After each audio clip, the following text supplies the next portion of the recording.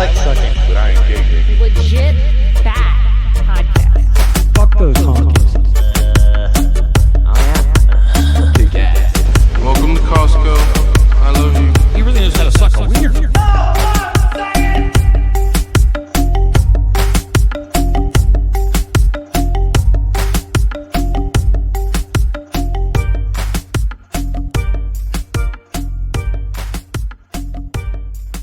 Welcome back to Legit Bat. If this is your first time listening, I'm Joe, Jen's with me, and Ben made it.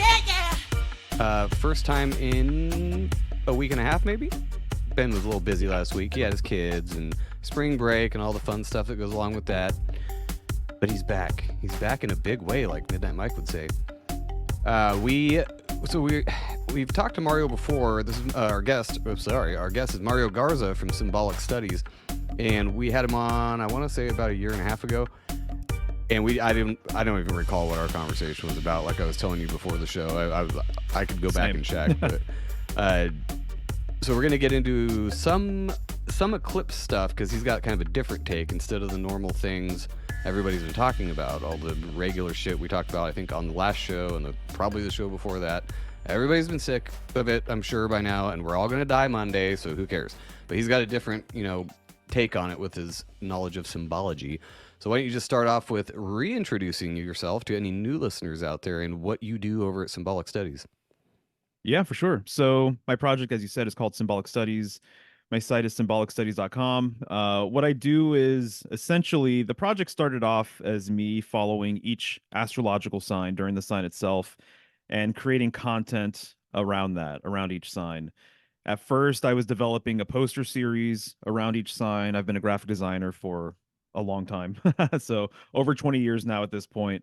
And then eventually, after doing that for a couple of years, I realized that I really had a lot to share with people. And so I wanted to be, putting out content, videos and whatnot about each sign during the sign. And so I've been doing that for, I think, 4 years now, something along those lines. So I come at things from a symbolic perspective. I would say probably it's been maybe like 15 years or something. I started collecting symbology books and I started getting the lay of the land of which authors were worth reading and things like that. And so I really like to decode the signs and I like to decode, say, like tarot cards and things like that by really getting into the symbolism of what we're dealing with here. So we're in Aries season, right? So researching the ram, the nature of the ram, right? How the ram appears in different myths, to different cultures, researching the nature of fire, Mars, war symbolism, things like that. So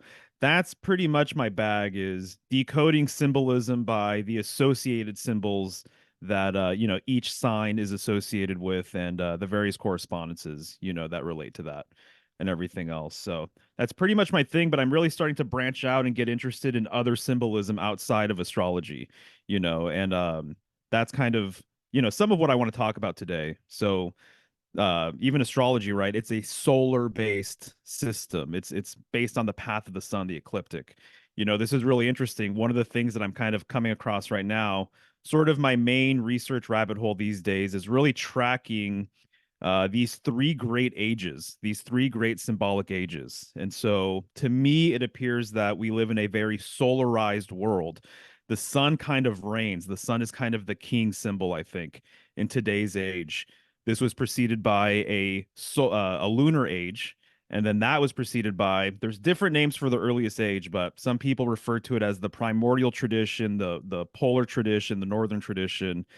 And this is a really fascinating sort of rabbit hole to kind of go down, because this is kind of the root and basis for a lot of modern symbology. And so there was a great transition, essentially, from a polar sort of understanding of the world to a solar understanding of the world. And so a lot of deities that were considered primordial or polar later on got switched, I guess, and the symbolism kind of transferred over to being more solar. I would even say like Christ is a good example of this. Christ is kind of known for being like a solar deity, but there's a lot of evidence that suggests that early on he was more so known with being related to this polar primordial tradition, which is really a whole entire, like, I mean, there's multiple shows that can kind of be done on that, but it's a very interesting transference of symbolism that I've noticed. And so that's kind of the thing that I'm tracking right now too, is that, you know, a lot of how people decode, especially like in the conspiratorial sort of world, the truther world, a lot of people don't understand that symbolism shifts and changes and morphs, you know, and it has throughout the ages. So a lot of things that people kind of call out today as being solar actually has earlier roots. And anyway, Yeah, so I learned that a long time ago with I've mentioned it before with the Zeitgeist movie. That one really kind of showed how the symbolisms transfer from culture to culture, and they're kind of telling the same story with different language, different, you know, definitions, different everything, but it's the same like root story, kind of like the hero's yeah. journey. You see that repeated everywhere. So, um, with and I guess Christians would probably disagree with this, but that Jesus is kind of a sun god, god of sun, you know, son of God. A lot of Christians will disagree with that and say that is not the case. But I mean, if you're looking at it from a history perspective, it kind of does look like that. But so is most of your stuff astrological, or have you? It sounds like you've kind of delved into the theological area too. I don't know if you're familiar with Micah Dank, but he's written books on that whole thing, and he seems to think everything is astrotheological. Like all religions, basically everything points back to the stars because that's the only thing these primitive people knew was what was up there, and that's what they saw. So they made stories about it. Do you agree with that? Essentially, I do agree with that. What I'll say, I'll take it one step further and say that right now, most people are concerned with the astrological signs, right? And that plays a big part in a lot of myths. And I definitely don't disagree with that. But one of the things that I've come across, and I've read this in multiple books at this point, and it's something that is a very niche sort of thing to get into, but it's the origin of the astrological signs. It's the origin of what we call, you know, the zodiac. How they made the And pictures out of those four stars, like that kind of thing. well, it's interesting. So this polar to solar switch also applies to astrology. And so, as I mentioned, the astrological signs are along the path of the sun, right? This is the ecliptic. And so when you're following the sun, it's going through the 12 houses. It's going across the 12 signs, right? And so what I've learned is that there are several authors and researchers who suggest, and I'm on board with this, and I think that this is accurate, is that what happened is that the original sky clock, so we refer to the zodiac as the sky clock and the wandering stars, right? The planets. But the original sky clock was actually in the northern sky. And so the original sky clock was Ursa Major going around the pole star. And so when we're following the sun, this is clockwise. So even the rotation of clockwise and counterclockwise, going clockwise, that's a solar rotation. When you really get into deep symbolism, that's what you're going to find out. And so even cultures that have circumambulation rituals where they're revolving around a central totem, right? So you think of Mecca, people go to Mecca and they go around the Kaaba cube 7 times, right? Or the maypole. That's a weird The one. maypole, exactly right, 100%. So if you're going around the central totem, which is something that I've also really gotten interested in, is the kind of occult science and the metaphysics of all this stuff. If you're going around that clockwise, that is a solar rotation. If you're going counterclockwise, this is known as a polar rotation. And so the northern sky, you have two constellations. There's three main constellations up there that I concern myself with. Ursa Major, Ursa Minor. This is the Big Dipper and the Little Dipper. The Little Dipper's handle, the end of it is the pole star, polar, pole star. And so those constellations go around the North Star, right? Also known as Polaris. They go around in a counterclockwise rotation. And so this was the primitive sky clock. This was the earliest sky clock that man was concerned with. And so what happened was at a certain point, the concern went from a polar northern understanding of things. And as things got solarized, our focus, humanity's focus, shifted to the path of the sun. So there was a time before solar worship, essentially, is what I'm learning. And so this is interesting because another author, his name is John Major Jenkins. He has this book called Galactic Alignment. And he says that the ancient Chinese essentially had a northern zodiac, so around the North Star. And what they saw, he says, around 5,000 years ago. And I'm really hesitant to give out dates because I don't know what year we're in. It's just one of those things where you can't really concretely, in my opinion, history's all up for grabs. You know what I mean? And so I I mean, we just could don't. be in the year 2811. I don't know. Yeah, I mean, everything's based off of apparently Jesus and what came before and after Jesus. So right. Come on, bro. Y2K in 2012. hey, the Christians won everything. It's the year of our Lord 2024. They won. Louis C.K. Yeah. Right. So there's even, cultures around the world have different ideas about what year it is. You ask the Chinese, they have one idea. You ask the Jews, they have another idea. You ask the Muslims, they have another idea, right? But according to John Major Jenkins, around 5,000 years ago, right around, he says, the formation of the I Ching, which is like the Chinese divination system, right? He said that they had an 8-station zodiac, meaning that they had 8 constellations around the pole star that they considered to be their sky clock, right? So it revolves around the pole star, and they were concerning themselves with those 8 constellations.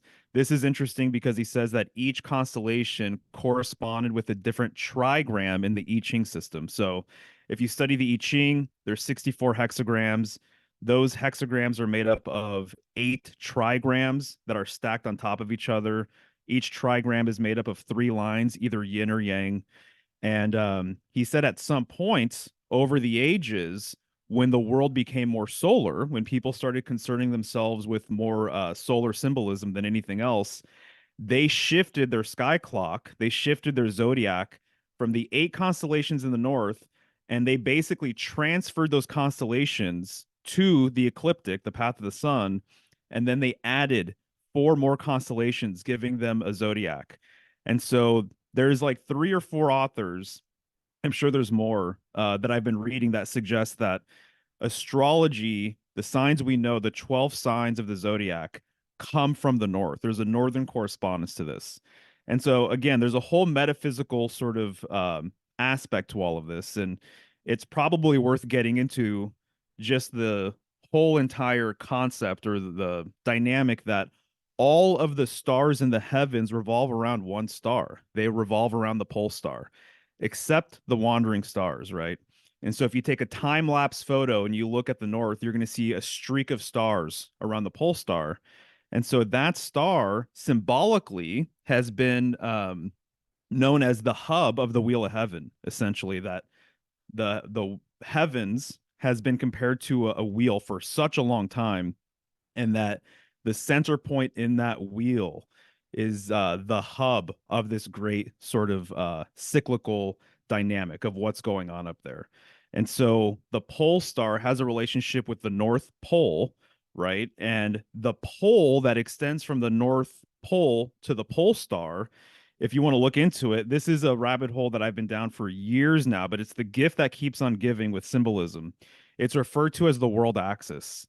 And so the world axis is this idea that there is an axis. This would be like symbolically the Z axis, right? Is that Up and down. the axis mundi? Is that what Yes, they call it? that's Okay. it. Yeah. So the world axis, the axis mundi, this was a ancient concept that has been lost. But the idea is that this symbolic pole is a symbolic bridge between realms, between the above and the below, between heaven and earth, right? And so when you look at a world tree, symbolically it's the axis mundi or world axis. When you look at or look into the concept of a central polar mountain, same sort of idea. It bridges the gap between heaven and earth, and so the pole star is along that line. And so what we're referring to as well is this concept of a stairway to heaven. There's a lot of groups that have this idea that we go to, some sort of stairway, or there's some sort of gate. There's Jacob's ladder is a very similar sort of metaphor.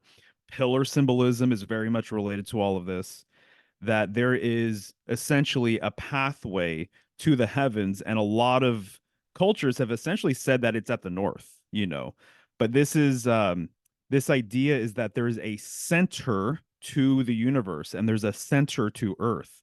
And this relates to the center of self as well. And so I see this early tradition, the primordial northern polar tradition, as actually being way more related to what's happening within, essentially. So I see solar symbolism as being very externalized, almost like the rays of the sun. Everything is about external validation. You're relying on experts. Everything has to come from without and come towards you.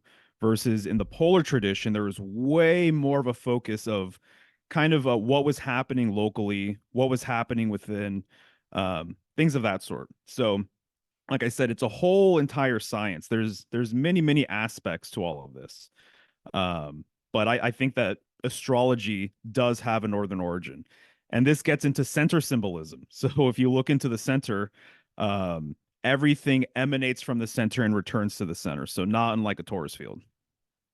Yeah, and that's not to get into we steer excuse me. We steer pretty clear of the flat versus globe debate these days because it's just such a it's an exercise in futility, first of all, because it's just until something happens where we can all see it in front of our face, nobody's going to agree. I'm done arguing with people about it because I don't really stand on either way. But gun to your head, what do you think about that idea? Or do you think it's more of like a realm toroid type of deal, like the Earth Well, is a donut? I also have a follow-up to that. Is that more referring to hollow Earth theory? And what are your thoughts on that? Does the Yeah, Earth have a sure. butthole? So, in my opinion, this is the amazing thing about the world axis and world axis symbolism is that regardless of flat versus round versus hollow, the world axis and that northern location is of supreme importance. And And it works so on all of them, right? it works on all of them. And that's why I appreciate the symbolism behind it, is because it doesn't matter what your cosmology is. That world axis, that axis mundi, that pole that connects and is the bridge between realms, is still significant. And so, what I like to say actually is that we don't live in a solar system, we live in a polar system, because everything revolves around that world axis, essentially. And a lot of ancient peoples had this understanding, essentially, you know. And I'm sorry, Ben, what was your question? Oh, just about you said the center of self, and you were talking Mhm. about the center of the Earth. It made me think of hollow Earth theory, Mm. and I did. Is there any kind of thing that you have found with in your research that points to any kind of validity to that theory? Yeah, definitely. That's the thing, is that they're both valid, in their own way. And so Well, the and whole we can kind thing, of all agree that the Earth is semi-hollow. I mean, look at the cave networks under there. It's not. I wouldn't say hollow like the inside of a basketball or something like that. Maybe at the very center. I don't know, but like at least the crust and the upper layer of whatever this is it's kind of like an anthill. There's just shit everywhere under there. It's not just a solid mass. right? Yeah, exactly. So what I would say to that is that with Hollow Earth, one of the things that people love to talk about is this portal or gateway or entrance to another realm, right? People that's just like part and parcel. It comes with Hollow Earth material. And so that entrance, people like to say, is largely at the poles, right? At the north or the south pole, right? And I think that there is something to that. And so that is partly what I'm saying regarding the world axis, is that the world axis again is that bridge between realms. And it really is like the foundation for all of our symbolism, believe it or not. So, as an example, the number one is just a straight vertical line. The penis, the phallus is very much related to world axis symbolism. When you get into it, you start reading some of these older authors, they attribute everything to the world axis: the lance, the sword, the cross. The cross started off as just a standing stone, a vertical pillar, essentially, and then at some point, the horizontal arm was added. I have a book called the Symbolism of the Cross, and that author says that right at the very beginning of the book, is that what predates the cross is literally just a vertical stone. essentially, which That's interesting too. Just to interject real quick, that's please. interesting with the horizontal edition kind of points to a solar, reaching out Hmm. to outside the self or outside the center, pointing outside. Yeah. Oh yeah, you got it exactly. There's a whole science, occult science, metaphysical science, whatever you want to say, about the cross and how it relates to the center as well. Because if you just imagine if you're at the north, that's maybe one thing that I'll say is that symbolically, a lot of groups believed or knew, depending on how you look at it, that the north was the center of this domain. And so if imagine you are at the center, either you're on the top of the world, or you're at the center of the world, you could imagine that four lines emanate from that center. The same way, wherever you're at, there's four cardinal directions that emanate from you. And so the cross has always been related to Lord, King, Emperor symbolism. The fourth card, four, relates to the Emperor card, right? And that's actually, it relates to Aries and Aries season. That's the correspondence. And so I just finished an excellent book, and I know I'm going on a quick tangent here, but Oh no, tangent uh, Fine. away. Love it. all right, let's do it. So this author here, Rene Ganon, he has been blowing my mind. He is, I would say, honestly, like I said, I've been collecting symbolism books for years. This guy may very well be the greatest symbologist in the modern world, in my opinion. He is kind of, to me, he's the man. He his understanding of all this stuff, his sort of understanding and awareness of the world axis and how it relates to spirituality and things like that is completely next level. But I finished reading this book. I've gone through a few of his books already, or over the last few months rather, and it gets into how the Lord, this concept of a Lord or a king, goes back to this world axis, this northern sort of concept, right? And that the king exists at the crossroads of these cardinal directions, essentially. And I've read other works that basically say that a lot of emperors and kings way back when, what they did was they divided their kingdom in four quadrants or four quarters. And that the middle of their kingdom, there would oftentimes be a totem of some kind. Sometimes it would be a stone, a standing stone. Sometimes it would be a family tree. It would be a mound. It could be a temple, things like that. But the A old castle. template, a castle, totally. Yeah, the old template, a tower, the old template was that there was this central totem at the middle of this crossroads, right? Oftentimes there was a north-south road and an east-west road, and they would occupy that space in the middle, and people from around the kingdom would come and congregate at this central location, and this is where rituals were performed.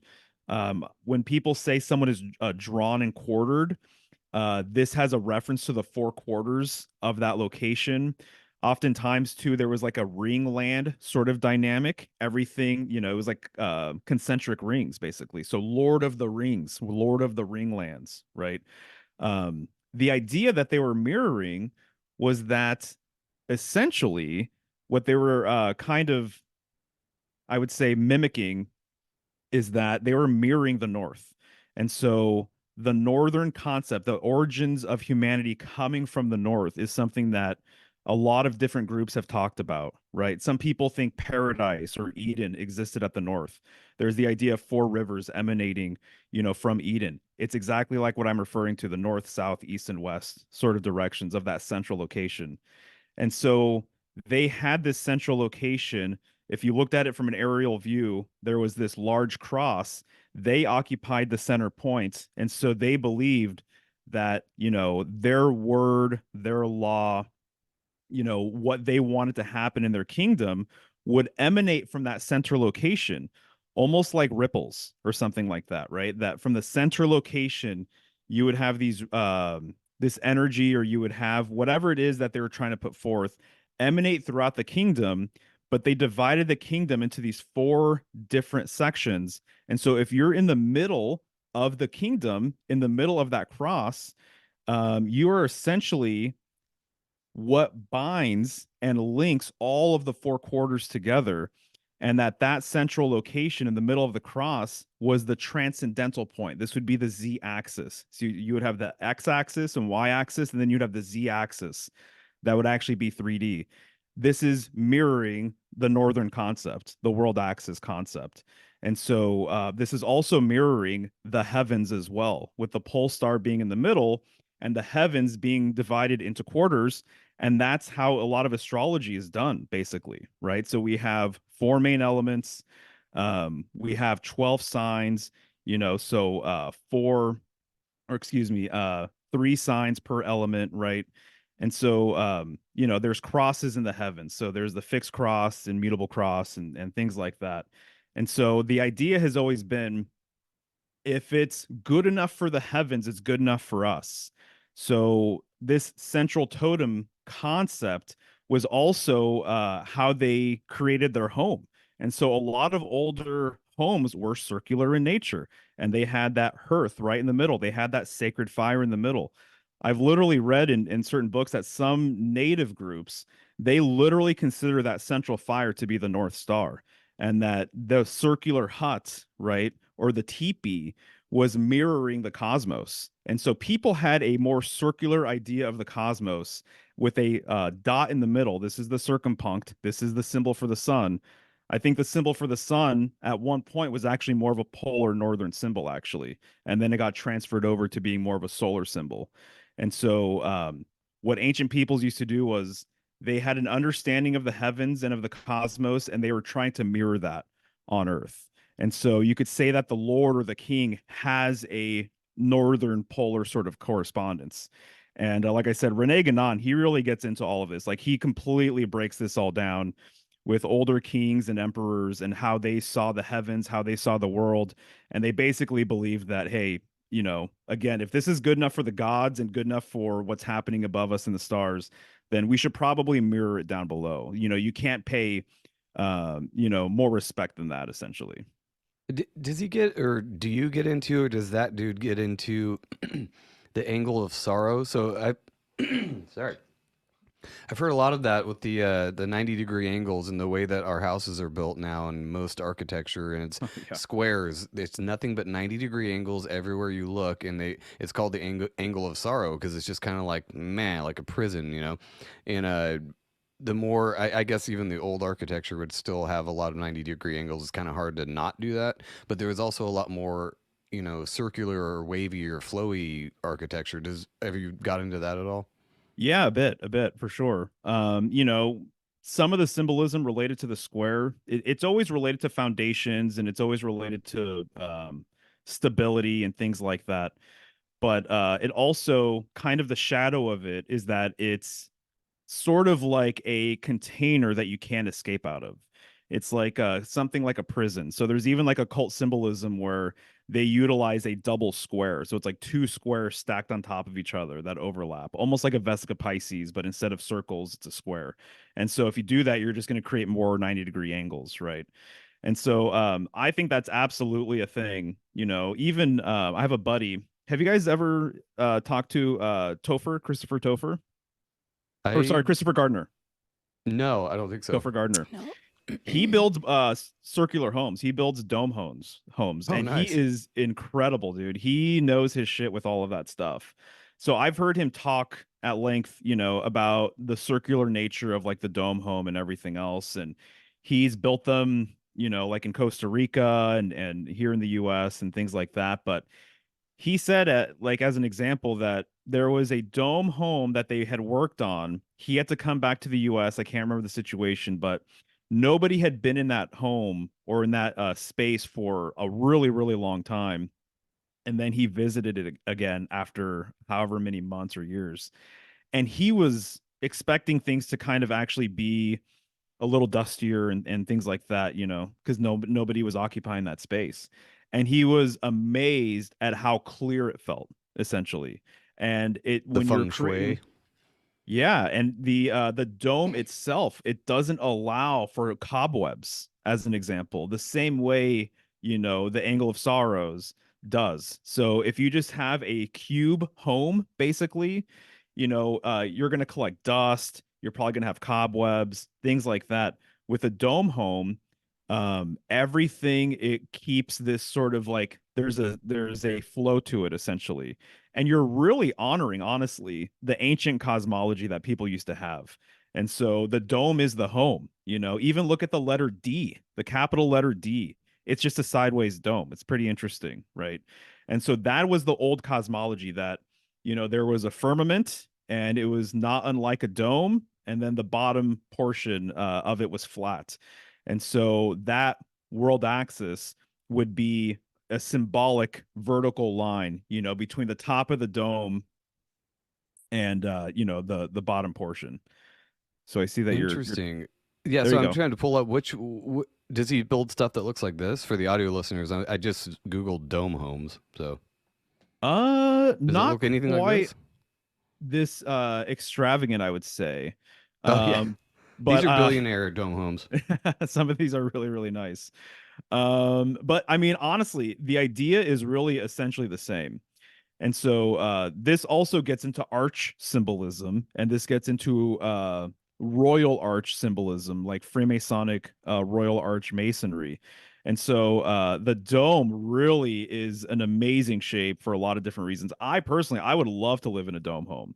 You They look know, cool. yeah, they're really, really cool. And it to me, it's more holistic. And I think that, you know, ancient peoples living in a circular structure, people like to think that they were just simpletons, right? And that there's really nothing to it. But there was a whole entire science to it.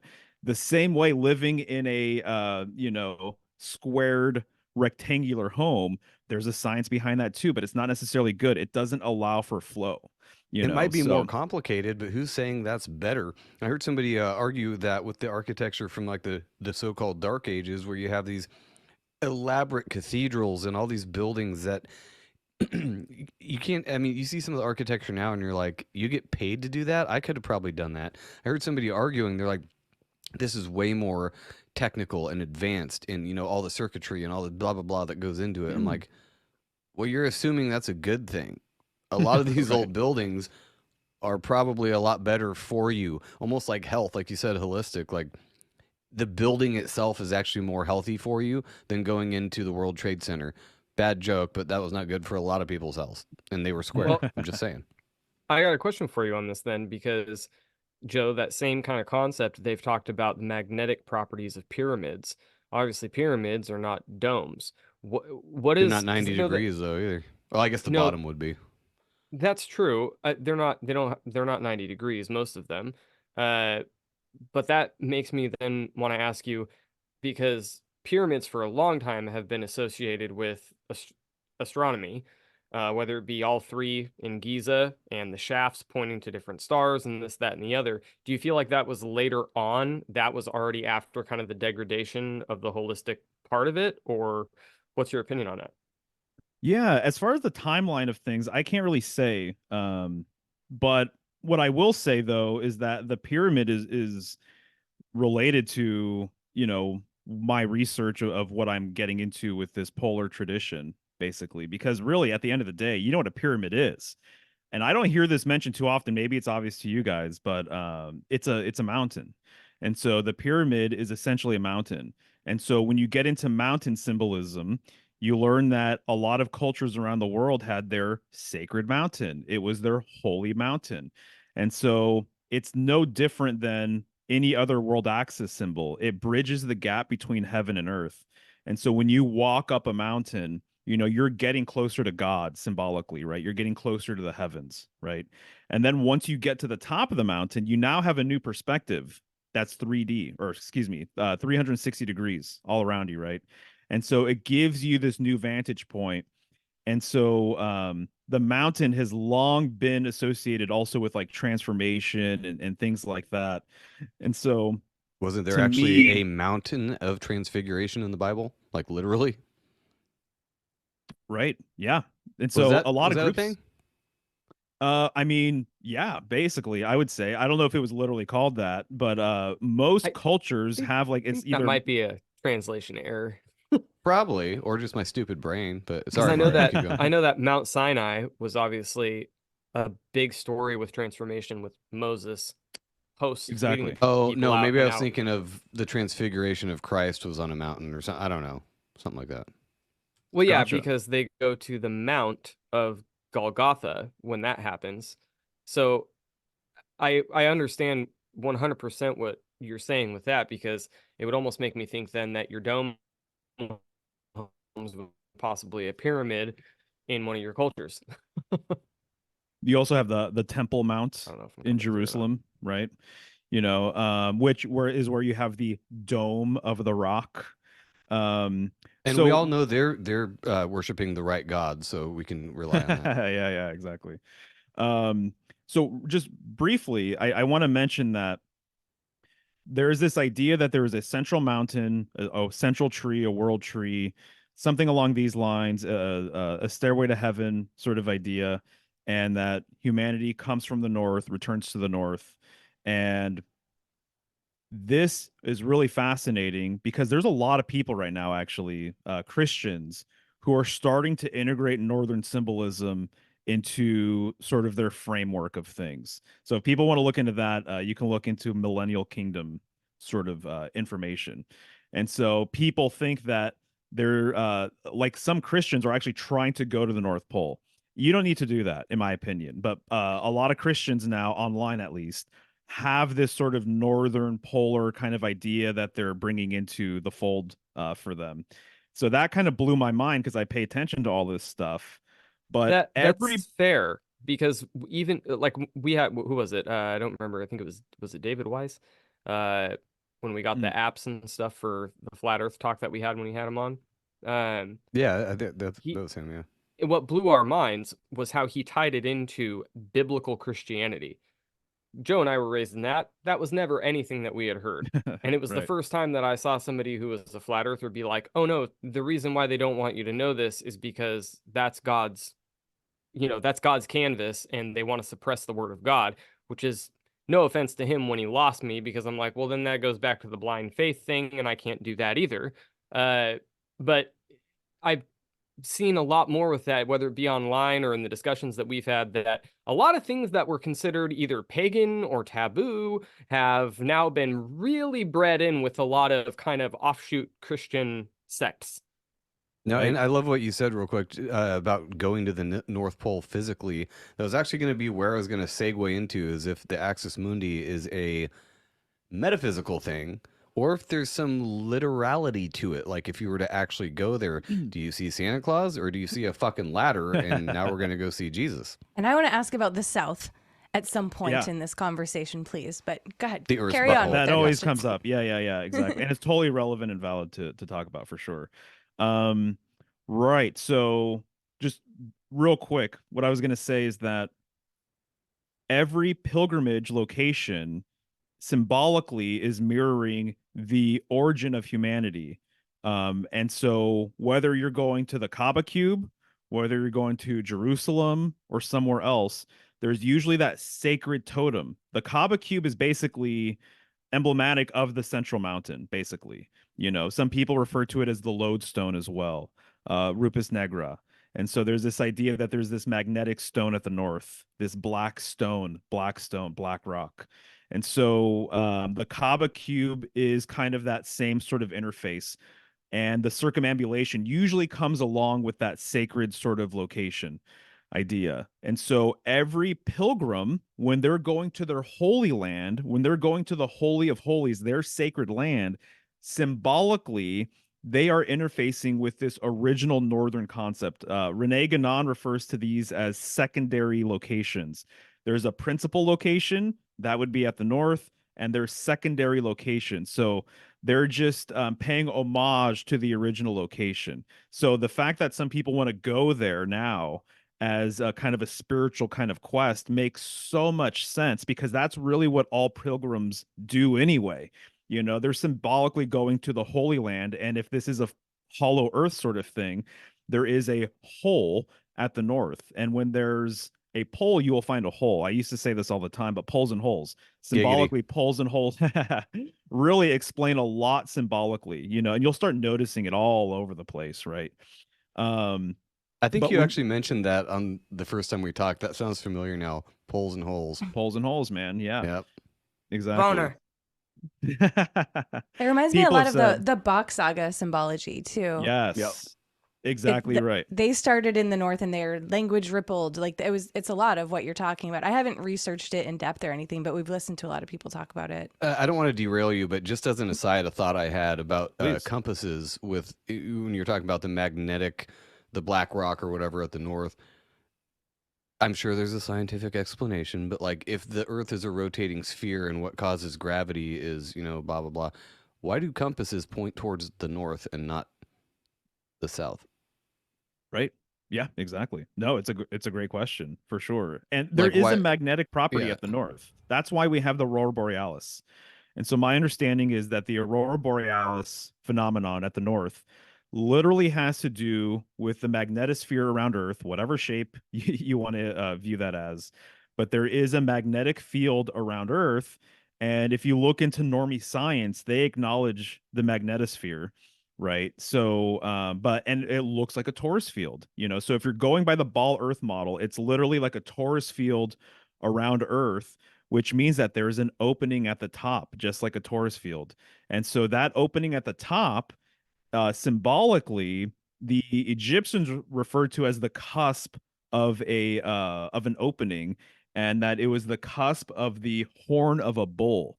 There's actually a lot of surprising cow and bull symbolism related to the northern sky as well. Ursa Major, there's so many correspondences for Ursa Major, but it used to be referred to as the thigh of the bull or the thigh of Set.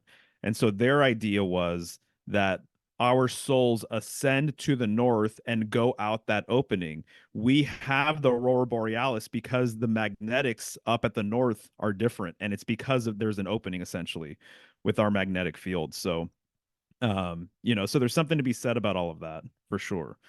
But you were asking about the south. That's one of the kind of trickiest things that I personally, to be honest with you, I don't want to be someone that is so stuck in my lane here with all this stuff that I can't be open to other information. I have a friend in Australia, and he is one of the guys I can actually talk to about all this stuff because he's kind of on the same trajectory with all of it. And he attributes a lot of everything to northern polar symbolism as well. And so there's a handful of people out there where like this is sort of their bag and this is kind of like the thing. And over the last couple of years, I've seen more and more people kind of get into this and all of that. And as I've been putting out content around it, people from all over the place have given me like amazing feedback and given me tips on what to read and what to look into and everything else. But I've asked him too. I'm like, so what's the deal with the South then? Like we can't just talk about the North without acknowledging the South. So it depends on how you look at everything. So if you're more of a flat earther person, a geocentric type person, um, it depends. Personally, what I think honestly is that we live in a field. And so I think we live within a large torus field, and the plane of inertia is the middle part of the torus field. So there is space in the middle of the torus field. And the middle of the torus field is this sacred center that I'm referring to, and it's the opening that I'm also referring to. And so you It's can the balance imagine between the two polarities. exactly And it's right. where everything can exist because it's in the balance. Right? Polarities, right? So there's some people who say, the further south you go, that there may be a point in which we simply do not have the correct frequency to go to these outer sort of ringlands. That's another thing I'm open to. If I'll just be honest with my cosmology of how I see it. We live in Middle Earth.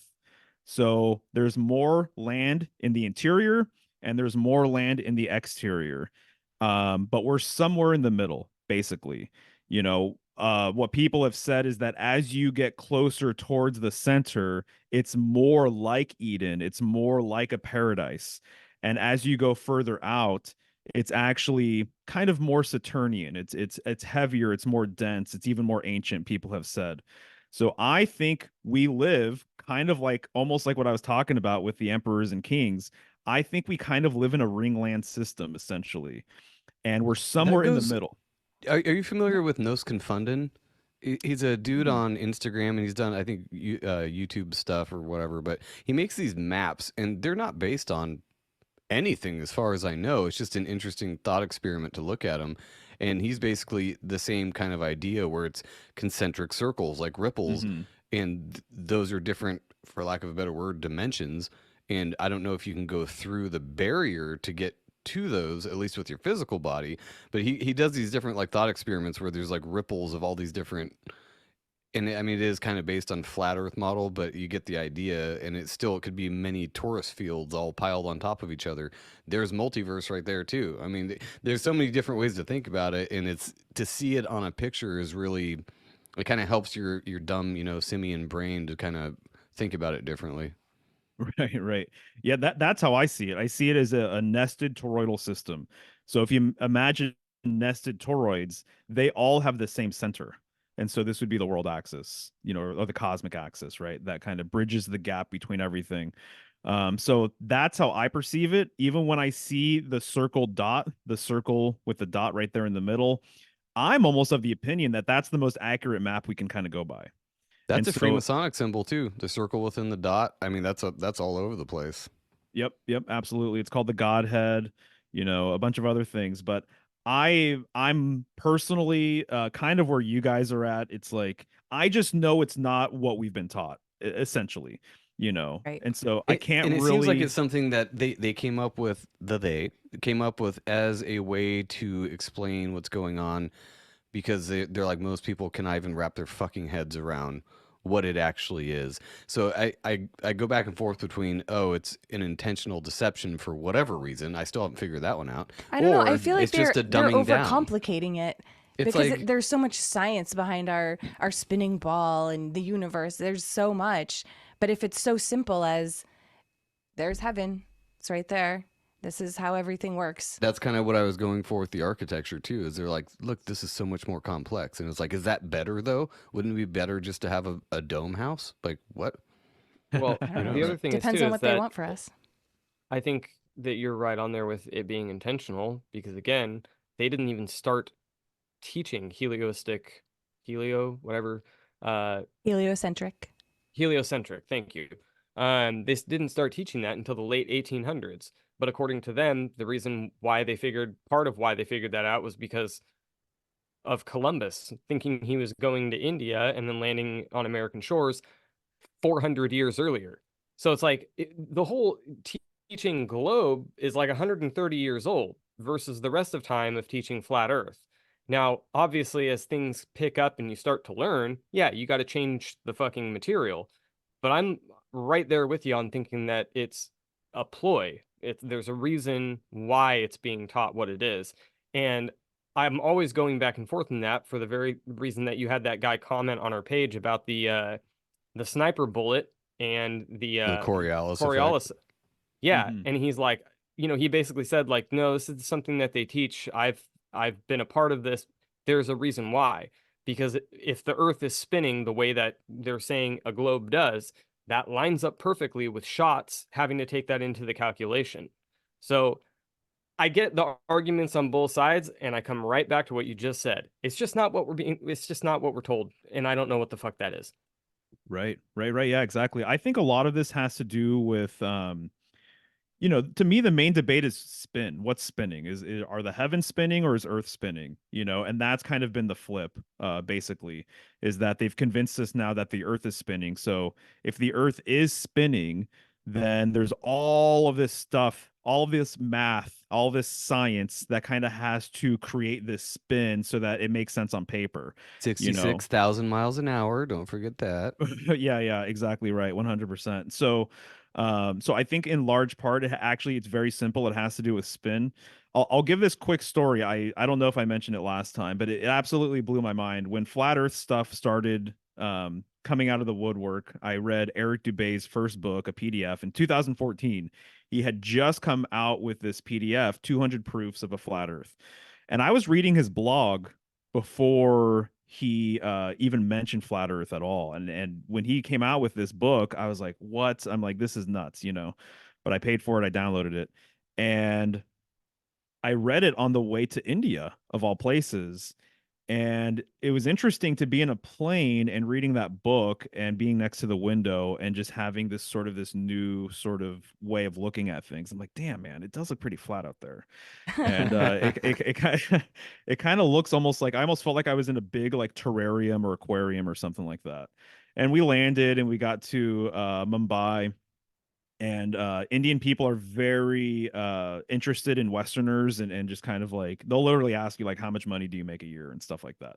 But they Chinese want to get to people know are you. too. You're a novelty Yeah. over there. Yeah, It's yeah, kind of cool. exactly. Yeah, yeah, it was interesting for sure. And so this younger guy, within the first like day or two we were there, he approached me and my friend, and he just started asking us all these questions. Eventually, we started chatting, and we decided to go get tea with him, and we start talking about spirituality, and I just asked him if he has a guru, and he said yes. And the first thing out of his mouth was, yeah, my guru also teaches the geocentric flat earth model. He says Westerners have no idea that this is actually the truth, And you this know. is And right after you read that on the way there. yeah, and without me prompting anything. And I was Wow. like, bro, I'm like, you're blowing my mind right now because I'm reading about this. He says, oh, yeah. He's like, there's people all over the world that know that this is the case, but a lot of people in the West have no clue. And I'm like, well, there's people who are starting to talk about it in a big way.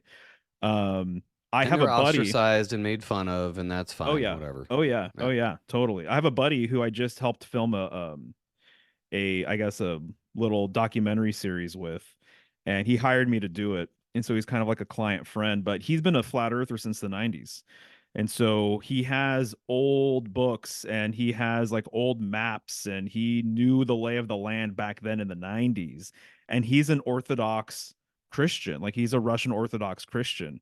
And so he talks about all of that stuff, and he knows the whole history of when the church switched to heliocentrism and all sorts of business, you know. And so That he was has a lot of interesting details. if I'm not incorrect, was that a Zionist pope that introduced that? Or no, that was the Big Bang. That was a pope that introduced that idea too, which is really strange. Not a Yeah. scientist. Yeah. Yeah, yeah, Hmm. that would not surprise me at all. So the way I see it is that heliocentrism, obviously, you know, it's all about the sun. It's all about solar worship. And so when we're talking about this polar northern tradition, it was more of an earth-based sort of understanding. And so one quick thing that could help people understand these traditions, if you look in the tarot, the major arcana is the main part of the tarot that people talk about. It has the death card and tower card and stuff like that, right? trump cards. They're the biggest. Yeah. And so there's 3 cards in a row that I'm like fixated on right now, and I have been for like a year or two. It's the star card, the moon card, and the sun card. The star card has a woman at night. She's taking or she's preparing a ritual bath. The moon card has 2 towers, a moon in the background, usually dogs or wolves howling at the moon. And then the sun card has a young child on it. It's either 2 young children in front of a brick wall, or it's a young child on a horse. These 3 cards are talking about the 3 symbolic ages that I've been referring to. The sun card is the most recent age, so that's why you have a little boy on it, because it's the youngest. And then previous to that, it was the moon, so it was the lunar tradition. Previous to that, it was the polar tradition, because the star in the star card is the pole star. That's something you're not going to really hear that often. It usually has one main central star, and there's 7 stars around it. This is the pole star in Ursa Major, and it was more of a feminine age as well. So, what came with heliocentrism, what came with solar worship, and I hate to say it, but it really has to do with the patriarchy, and it I was has going to to say the do, patriarchy. Yang which is energy. hilarious. Yes, yang energy all the way. Exactly. And so so I think that's very interesting. And even in Freemasonic tracing boards, you will see 3 pillars. You will see one pillar that's lunar, another pillar that's solar, and then there's a central pillar. What's that central pillar about? It's a reference to the polar age. It's a reference to what predates solar and lunar. And so oftentimes that'll be what has the Eye of Providence on it as well. And so this early age is a key to unlocking so much symbolism that it's kind of like the gift that keeps on giving, in my opinion. And so those 3 cards correspond with the 3 pillars in Freemasonry: lunar, solar, and then there's the polar or stellar age. That's another way of referring to it. Because once again, the star card, the pole star, the stellar age, all of the stars revolving around one central star, the North Star. So when you've been looking at those, I was going to ask this earlier, but with the three kind of cycles you see, is this a repeating cycle, or is it something you've just seen in known history, or do you think it comes back around again? That's a great question. I've been thinking about that actually. I'm not sure, to give you a quick answer. I don't really know. It makes a I lot love of that answer. You know how many people don't want to give that answer? But I love it when people are like, the I don't people, fucking know. the people in the beginning, whatever in the beginning, I don't even know what you're calling it, the cycles. So the people in the polar cycle didn't know what was going to come next either. I bet they weren't thinking of the polar Or the maybe they had a solar. Mario Garza Yeah. and they were like, wait a minute, I'm Maybe. seeing a pattern here. Right. Yeah. I don't really know, but honestly, man, I have to tell you, it's more than just a kind of physical understanding of my experience here, of what I'm seeing. It really comes with a spiritual framework. It comes with a metaphysical science that makes way more sense. How many times have people said that you want to look within, you want to find the still point within, you want to get centered, you want to get grounded? These are polar concepts. When you really understand the symbolism behind all this stuff, these are polar ideas. Even the rotation of what I was referring to earlier, the clockwise rotation, the science behind that is the solar clockwise rotation is expansive. The sun is more so expansive and it's more projective, just like the rays of the sun. The counterclockwise polar rotation is actually, it goes within. It's more restrictive. It actually goes towards the center. And so, to me, finding your center, know thyself and you'll know the universe, that's the key here. And that's the science behind all of this. That's why, a lot of traditions, especially in the East, talk about this. Even you just look at the wheel, the cycles of life, kind of like karmic cycles and everything else. What I'm reading right now is that where you want to be is you want to be the center point within the wheel. If you're on the exterior of the wheel, you are going through the hamster wheel. You're kind of just going through the cycles. How do you break out of the cycle? You want to be the immovable mover is sometimes what it's referred to. Literally Um, centered. Literally centered. Exactly. You want to be at that still point in the middle, just like the pole star. So that just made me think of another thing too, with the sun worship being a pagan thing. What is Lucifer, the light bringer? And how do you worship the sun? You got to look outward, not inward, as opposed to the polar idea where you're looking inward. Sun has nothing to do with it if you're looking inward. So if you're just following the sun around, blah blah blah, that's sounds Luciferian to me. I don't know. Yeah. One of the things, just my personal experience and how I'm starting to kind of break all this down is it's pretty clear that what was referred to as the center in the primordial northern polar age has to do with this world axis business, right? So whether you're talking about the North Pole, the North Star, etc. So that means that the center point of the world axis, night after night, you can go and look at the pole star, and it's the same location that it's always been and it will ever be in your entire life, right? There's a whole debate too whether or not the precession of the equinoxes creates a pole star shift and that we have different pole stars. I'm starting to be of the opinion that actually that's not accurate and that's Is there probably evidence for that? That's all I got to Exactly. ask. Right. Yeah, And then we that's only been live my- one lifetime. I wouldn't say my biggest hang up, but one of the biggest things where I'm like, I've said it over and over again, that we're moving in 100 different directions at once, spiraling through the galaxy. Somehow that shit looks exactly the same night after night. And the science answer is it's really far away. Like, bro, you would not even Exactly. understand how far away this is. That's why it looks the same. But science never tells us to look within either. That's like it's the Exactly. polar opposite, and it doesn't have to be Polar opposite. It doesn't have to be bad either. I'm not saying science is bad, but it's a distraction. It's almost like a game. Like busy they're not work. telling us to look within. They're telling us to look everywhere else. But then Exactly. there's this polar cycle that teaches us, hey, all you have to do is look from within and all of the answers are right there and you've got it. But there's so much going on and we're not told how to do that, or definitely not taught how to do that. I'm not saying I've got it nailed down, and I'm sure a lot of people don't, but our world isn't built that way. I just don't think it's all the people who are think our Earth is a globe. I don't think they're necessarily wrong or bad for teaching us that in schools. It's more of it's like an obstacle for us to get past that and say like, okay, well, actually, this doesn't matter. And maybe it's something else. Just look deeper. No, science Beautiful. and math and stuff is great. And they make the world go around, but but it's no, it's like, it reminds me of just ADHD busy work. Like the Always Sunny in Philadelphia famous meme of Charlie with all the connected threads and stuff. It's just like, and that's actually the conspiracy theorist meme, but that's what science reminds me of. It's like, oh, X plus Y plus times this variable, and therefore gravity. Like, that didn't prove anything. You wrote a bunch of numbers and letters on a piece of paper and said, boom, I proved gravity. Right. Yeah, Okay. yeah, exactly. So that star is there night after night, same location. I know exactly where it's at, even if it's cloudy outside, which it's always cloudy over here because I live in the Pacific Northwest. I know where the pole star is, right? And so to me, it's really interesting to consider that this star is in the same location. You can't say that about any other star. There's no other star that does the same thing. There's no star in the south that does the same thing.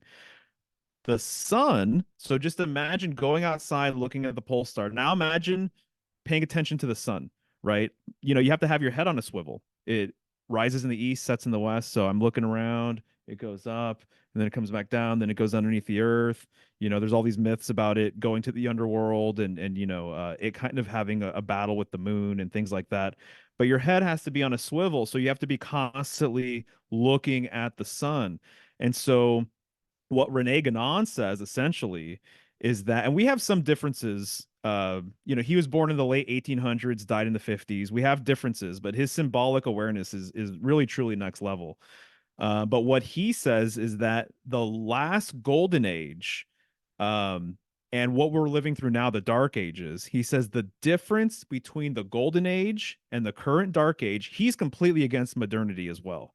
He thinks modern man is fucked up. He thinks our culture is fucked up. He thinks that there's a lot of problems about how people viewed everything, essentially. And he saw how far man has fallen, essentially. I can't necessarily disagree with him with that. I do like the optimistic approach of being like, this is a challenge, or this is the lesson, or that there's things to overcome, and whatever. I'm totally on board with all of that. That's how I live my life. But I can also criticize the modern world and see that we have lost our way. What Rene Guénon says essentially is that it's the center that is missing. That is the key difference between the golden ages and the current dark age, is the center is nowhere to be found. And when he said that, when I read that, I'm like, holy cow, dude, you're totally right. That's the difference between this polar primordial age and the current solar age, is the center has shifted. The center has shifted from the world axis and the pole star to now the sun, which constantly just goes around and around and around. So now we're taught that we live literally in a solar system where the sun is in the middle of this whole entire thing, right? And so to me, that just makes a ton of sense.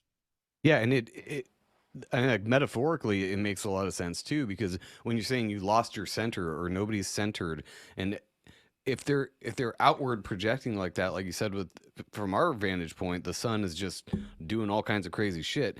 It's chaotic. We're focusing on this chaotic It's chaotic thing from that's our going perspective. out. Yeah. Meanwhile, you look to the North Star at night, that motherfucker's still sitting there, It's a just constant. going, "Come back to me. We can be, we can be centered together. We can just come back here and be centered. Don't worry about what that motherfucker's doing." I know it gives you life on your little ball or your whatever, but it's you're focusing on the chaoticism, if that's a word, and Can be. I don't think anybody would disagree in 2024 that everybody has lost their fucking center. Exactly. Everybody's gone mad, including Right. us. Everybody has. Well, everything's focused on outside, like I was saying earlier, that we all have our phones. We're all super hyper focused on that, or the TV, anything else. No one's really. Yeah, and your phone's chaotic as fuck. Yep, it You'd is. think that would be centering because it's, right here, but no, it's more chaotic than anything. No, but even TikTok ever. is super popular. Don't get me wrong, I've definitely checked out TikTok, but reels are so important to people, but they're like 10 seconds long. It's 10 seconds of something random and then it's on to something else. And you can just swipe up and see the next random thing that has nothing to do with anything else. I was talking about with ADHD. It's just blah on to It's the next encouraging thing. ADHD, yeah. Yeah, no, you totally got it. I mean, if we live in the golden age, it's the golden age of distraction, really. The golden age of distraction and avoidance.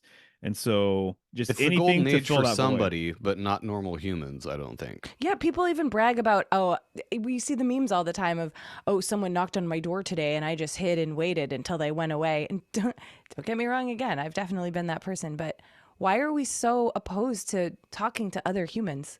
Why do 'Cause we most want to of 'em stay suck. inside? But see, that attitude, not with that attitude. I know, but you have to change that. okay, I would say most of them suck according to the media. Most people I meet in real life, not so bad. If you're centered, though, you can talk to anybody. If you're centered and grounded, what anyone says to you wouldn't bother you because you already know who you are. So you wouldn't be derailed by that. It wouldn't rattle you. I don't think it's bothering. Like, it doesn't bother me. I just don't really like a whole lot of people either. That's fine. And that could be a personal issue. I don't know. I just don't really like a whole lot of people. But before we get out of here, dude, I want to get your take on the eclipse since we teased that at the beginning. Oh, So, yeah. and Right. not the CERN or the rockets or it's making an Aleph or whatever Hebrew letter over the United States, and Jesus is going to come back. Every conspiracy is related to this eclipse And coming there's up. going to be volcanoes and like God's going to piss on us or whatever. Whatever. We'll find out Monday. Stay tuned. I just want to hear your symbolic approach on that and what you think about this particular eclipse. Right. Yeah, definitely. I'll say that where I'm at these days, kind of like with the Polestar centered business or whatever, I'm personally more interested in information that's going to say stand the test of time. I don't know if I'm being arrogant with that, but I'm looking more towards timeless, classic information that gets me going and gets me off way more than following the latest anything, really. And so Yeah. I was in that rabbit hole for years and years and years. And one of the things that really started to bother me greatly was everyone's fear mongering about everything that happens now, whether it's some celebrity that does this or some music video that does that or some politician says this and that, whatever. And it's on both sides. It's not just the media. It's which I meant to say earlier, I despise this term, but the truthers. I don't like that term. I would never call myself that. That's assuming that I'm saying truth, and I'm not. But it's on both sides. It's mainstream and alternative now. Everything fear mongers. Exactly. And also too, what I've come to appreciate as well is they're with the grounded centered business with the polar understanding or the polar wisdom. That's what some people have referred to it as, which I think is absolutely a thing, obviously. You're more in the present moment. You're not always looking ahead, which creates anxiety. One of the greatest quotes I ever read was, if you're constantly looking into the future, you're going to be prone to anxiety. If you're constantly looking into the past, you're going to be prone to depression. If you're in the present moment, though, you're going to be prone to peace. And there's so much power with that. And I see it all over the place with people who are anxious and wound up because they're always projecting ahead. The sun projects, right? You're always looking to the next thing. You're never in the current moment. And so with this eclipse, I'm not surprised, though, that people are fear-mongering and coming up with all these different conspiracy theories about it, because really what we're dealing with, most of the truth community is conspiratainment, essentially, and this does fit in line, though, very interestingly, with a lot of different opinions about what eclipses are all about.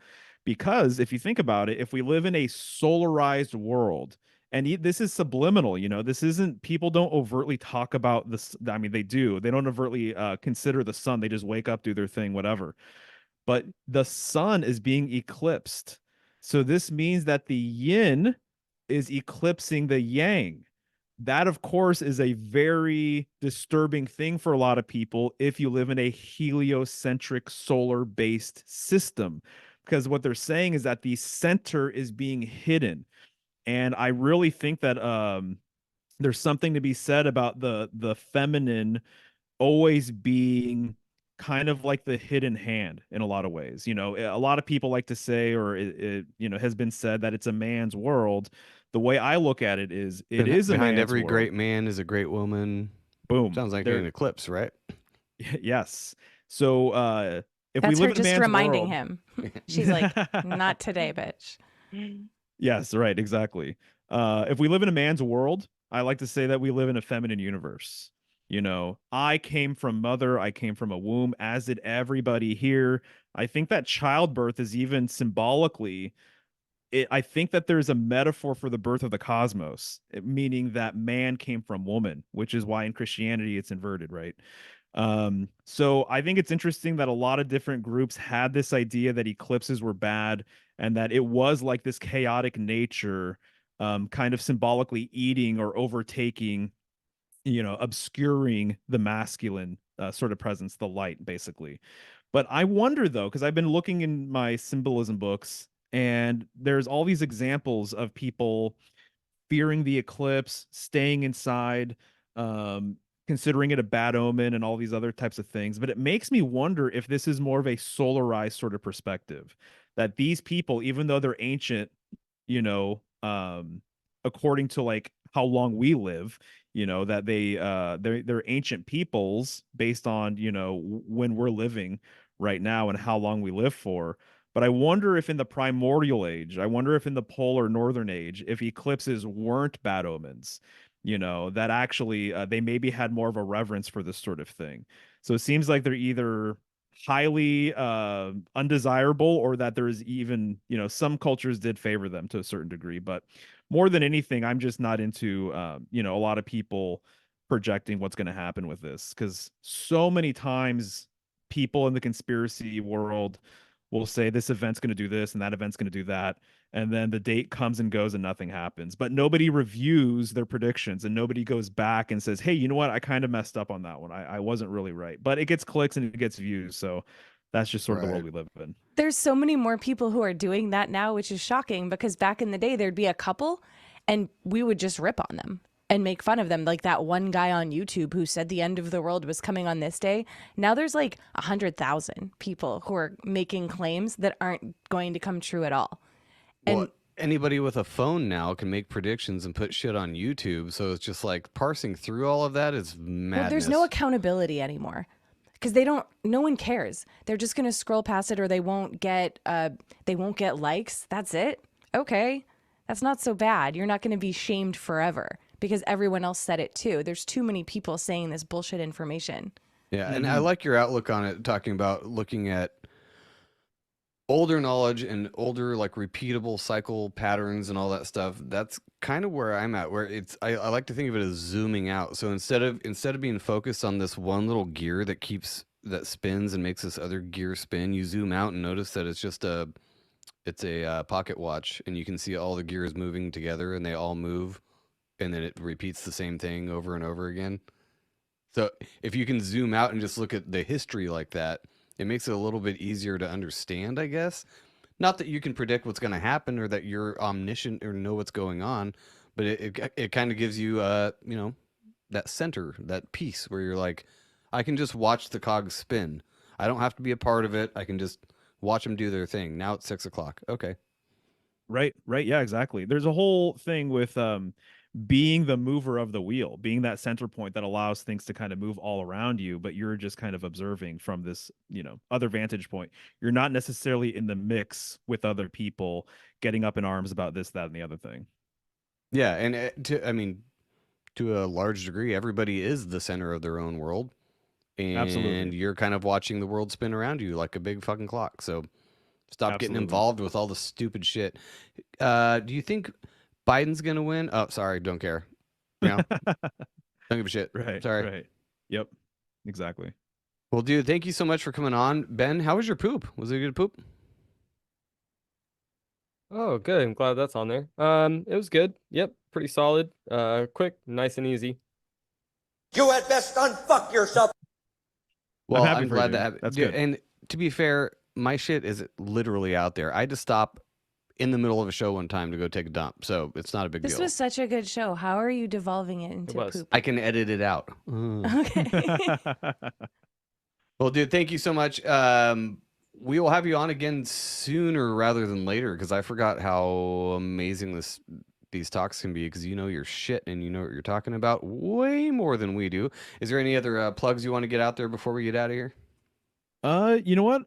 Yeah, just let people know. I suppose that I do tarot readings. So if people are interested in doing readings, or if they're interested in a reading, rather, I can definitely provide that service. And I got a few other things available on my site. So once again, symbolicstudies.com. You can find me on YouTube and Twitter and, Instagram, all that kind of stuff. Awesome. Nice. How do you do the tarot readings? Is it like a Zoom call? Yeah. So it's a video chat, and I really get into the symbolism, which makes sense for me. So if people like my information, if they like my style of videos, I really use every reading as like an opportunity to teach about the cards, because my personal philosophy with everything is like, you should teach people how to do stuff themselves, right? I don't want to be the expert that someone has to rely upon for, these types of things. I think you're much better off gaining the skills yourself. I don't blame people for not wanting to get into it and not really having the time to dive in. So of course I'm happy to do a reading for you. But me and my fiance, she's a content creator too. Our whole thing is that like we want to teach you how to do this stuff yourself, how to become independent, sovereign, self-reliant, all that kind of stuff. Nice. And Awesome. since you're a graphic designer, you should probably design your own tarot cards. That might be a fun thing for you to do. You thought about that? Oh yeah, definitely. I think it'll be in the works. So I haven't started anything quite like that, but for sure, I think at some point that'll happen. Well, let me know when you make them and I'll order some because I haven't had a tarot deck in years. So I would love to have a custom Mario tarot deck. That'd be awesome. Nice, dude. Right on. Very cool. Well, we'll add all of your links and whatnot into the show notes. Thanks, everybody, for listening and watching, and we will see you next week. Thank you for listening to Legit Bad. Please address all content grievances to gofuckyourself@yourmom.com. See you next week.